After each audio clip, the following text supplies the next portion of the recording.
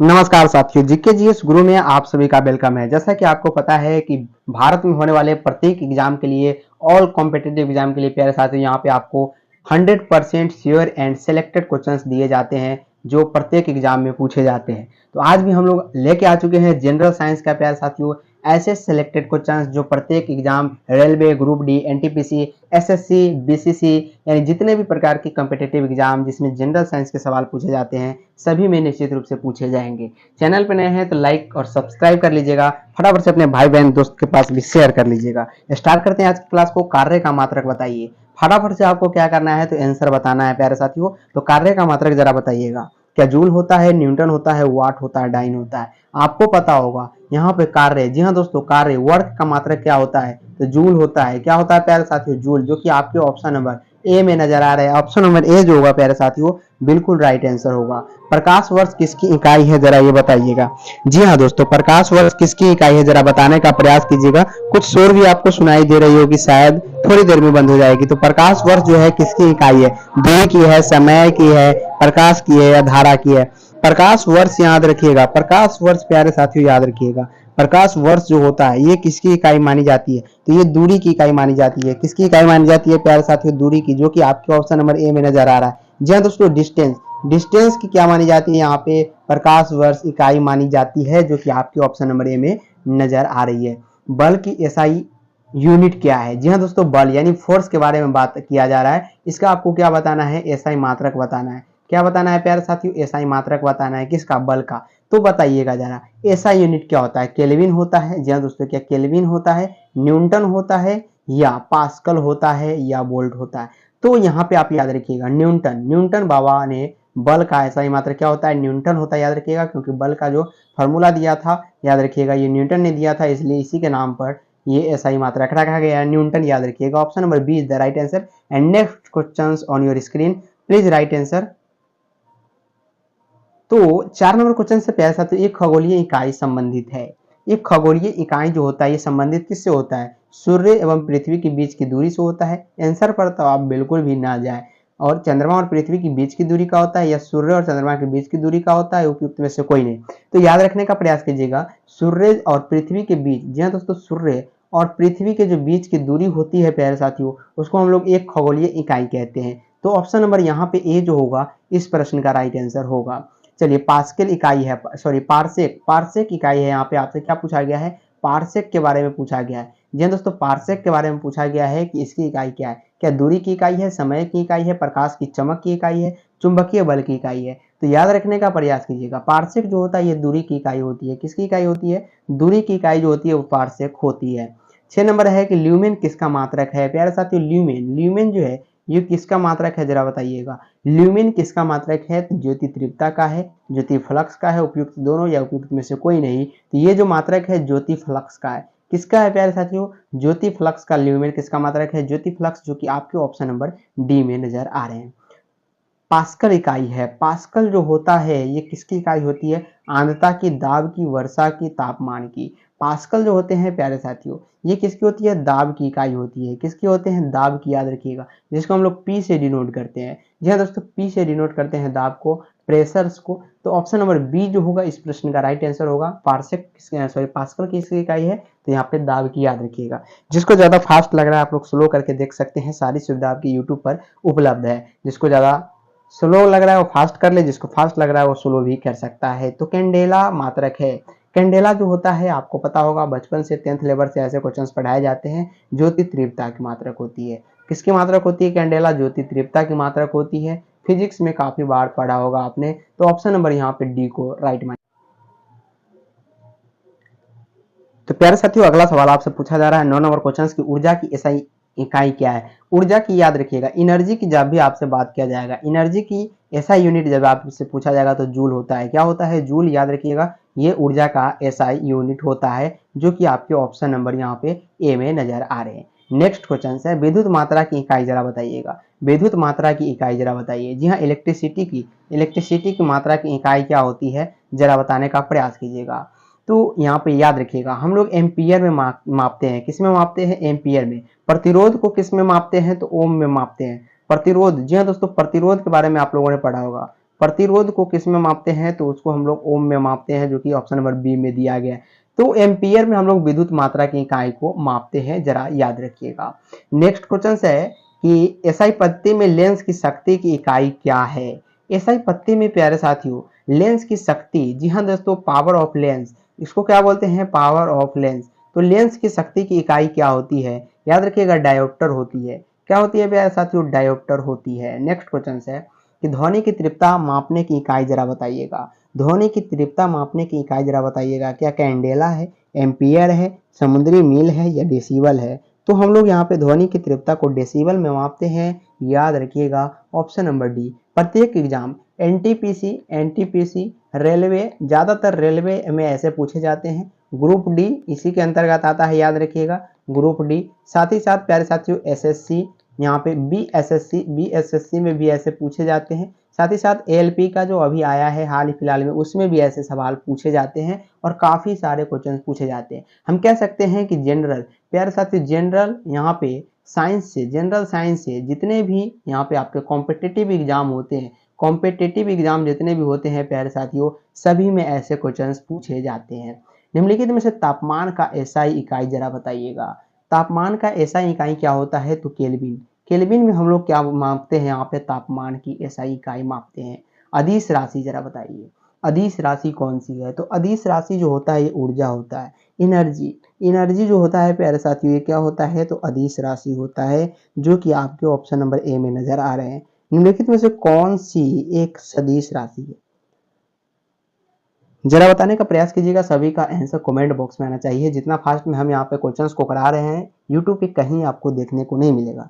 तो कौन एक सदिश राशि है, तो संवेग। संवेग जो होता है एक प्रकार की सदिश राशि है। और जल में तैरना न्यूटन की गति के किस नियम का कारण संभव है।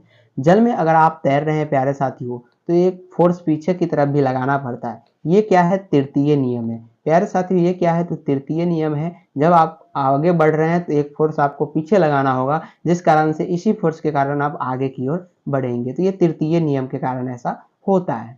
न्यूटन के पहले नियम को भी कहते हैं, तो न्यूटन के पहले नियम को हम लोग जड़त्व के नियम से नाम से जानते हैं। किस नियम के नाम से जानते हैं, जड़त्व के नियम, जिसको हम लोग ए से सूचित कहते हैं। Option number B is the right answer. रॉलेट किस सिद्धांत पर कार्य करता है, इसको हम लोग बोल सकते हैं कि रॉलेट एक्ट जो है किस सिद्धांत पर कार्य करता है। न्यूटन के तृतीय नियम, न्यूटन के प्रथम, द्वितीय या आर्किमिडीज का सिद्धांत। तो याद रखने का प्रयास करना आपको। न्यूटन के तृतीय, जी हाँ दोस्तों, थर्ड नियम पर रॉकेट, यहाँ पे सॉरी रॉलेट एक्ट नहीं है, ध्यान पूर्वक पढ़ने वाली बात है। इसी प्रकार आपका माइनस मार्क्स चला जाता है आपके एग्जाम में। यहाँ पे क्या है, रॉकेट है। क्या है प्यारे साथियों, रॉकेट लिखा गया है। तो ये जो है न्यूटन के तृतीय नियम पर कार्य करता है। एक फोर्स पीछे की तरफ, रॉकेट जो होती है प्यारे साथियों, एक फोर्स पीछे की तरफ लगाती है और इसी फोर्स के माध्यम से ये ऊपर की ओर जाती है। तो इसको हम लोग तृतीय नियम कहते हैं। बल जो है, बल गुणनफल है। बल जो है ये द्रव्यमान और त्वरण का क्या है प्यारे साथियों, द्रव्यमान और त्वरण का क्या है, यहाँ पे गुणनफल है। यानी हम कह सकते हैं F बराबर एम ए। एफ बराबर एम ए जो होता है, एफ जो होता है ये बल है, क्या है प्यारे साथियों, फोर्स है। एम जो है ये क्या है, मास है यानी द्रव्यमान है। और ए क्या है, ये त्वरण है। ये क्या है प्यारे साथियों, त्वरण है। तो हम कह सकते हैं फार्मूला F बराबर एम ए, ये बल का फार्मूला होता है और ये द्रव्यमान और त्वरण, जी हाँ दोस्तों, द्रव्यमान और त्वरण का क्या होता है, गुणनफल होता है। नेक्स्ट क्वेश्चन है, यदि हम भूमध्य रेखा से ध्रुव की ओर जाते हैं तो जी का मान में क्या परिवर्तित होता है। भूमध्य रेखा से जब हम ध्रुव की ओर जाते हैं तो जी हाँ, गुरुत्वाकर्षण के बारे में बात किया जा रहा है, बढ़ता है। क्या होता है प्यारे साथियों, इंक्रीज करता है। यानी ऑप्शन नंबर ए जो होगा इस प्रश्न का राइट आंसर होगा। शरीर का वजन जो है, शरीर का वजन जो है पृथ्वी की सतह पर सभी जगह एक समान होता है, ये बिल्कुल गलत है। ध्रुव पर अधिकतम होता है, ये बिल्कुल राइट है। शरीर का वजन जो है ध्रुव पर अधिकतम होता है। ऑप्शन नंबर यहाँ पे जो होगा इस प्रश्न का B is the right answer. किस तापमान पर जल का घनत्व जो है अधिकतम होता है, किस तापमान पर जल का घनत्व अधिकतम होता है, तो ये 4 डिग्री सेल्सियस। किस पे प्यारे साथियों, 4 डिग्री सेल्सियस यहाँ पे याद रखिएगा। नेक्स्ट क्वेश्चन है, बादल किस कारण से वायुमंडल में तैरते हैं।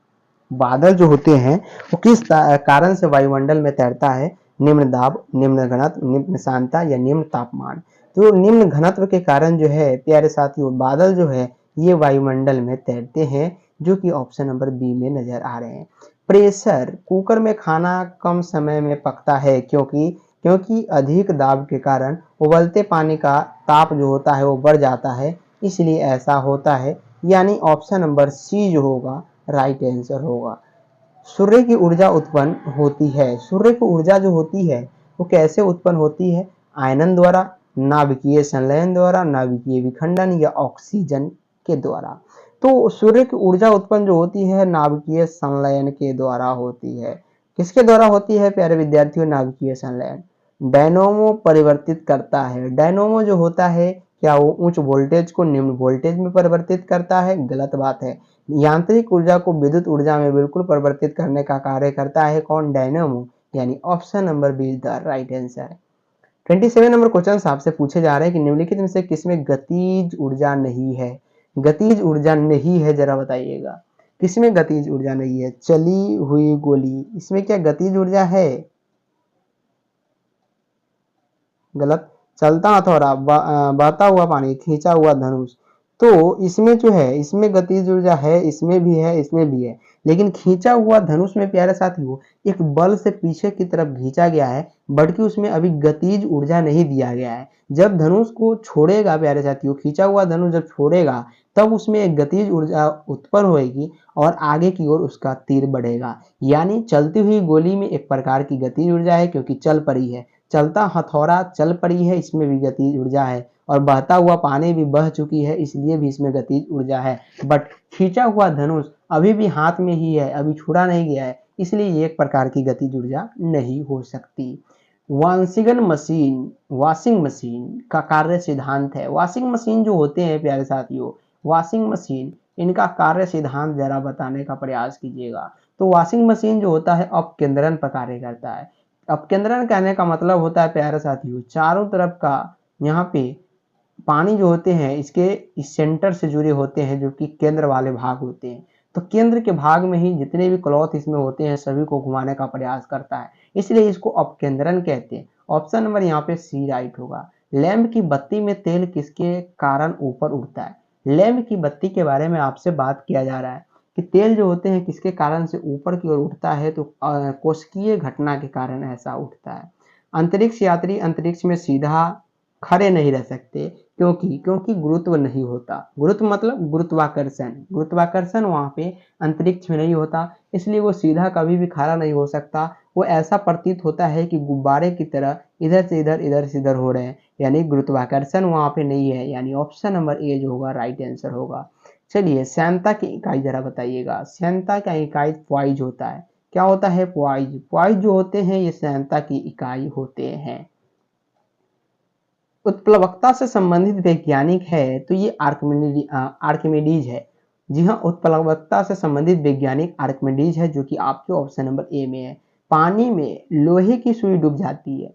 पानी में प्यारे साथियों एक अगर इस प्रकार के आप बीकर लेते हैं तो इसमें क्या होते हैं, लोहे की सुई जो होती है वो डूब जाती है, लेकिन जहाज तैरता रहता है। जहाज किस लिए तैरता रहता है जरा बताइएगा। तो ये जो है ये आर्किमिडीज का सिद्धांत है। आर्किमिडीज कहता है कोई नुकीला वस्तु है वो जल्दी धंस जाता है जमीन में। अगर कोई नुकीला वस्तु को अगर गाड़ना के प्रयास कीजिएगा तो जल्दी धंस जाएगा, बट चौड़े जो वस्तु होती है वो नहीं ऐसा होती है। तो ये आर्किमिडीज का सिद्धांत है, याद रखिएगा।